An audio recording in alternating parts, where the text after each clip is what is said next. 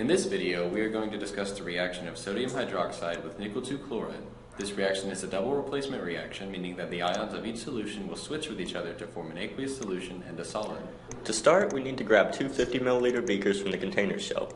We can then double click on the first one to label it as 50 milliliter beaker NaOH for sodium hydroxide.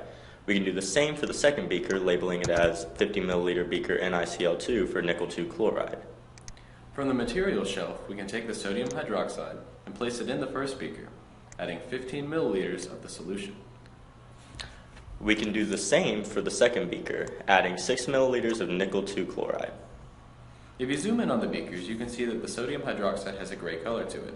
Hydroxides are normally insoluble, but the solution with sodium will be soluble, which is what we see here. In the second beaker, we can see the aqueous solution of nickel 2 chloride has a green color, and we know that by solubility rules that this as well as most chlorides are soluble. Now if we drag one of these beakers over the other and select pour all, we can observe what happens when these solutions are mixed together. As you can see, there is some green precipitate at the bottom of the cloudy solution.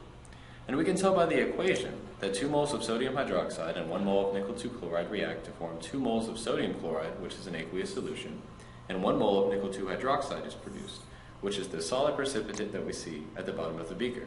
Now that the reaction is complete, we could calculate the mass of nickel 2 hydroxide left in the beaker by using stoichiometry. We can determine the limiting reactant based on the chemical equation, then use the amount of each reactant added and the molar ratios to determine the theoretical yield of the precipitate.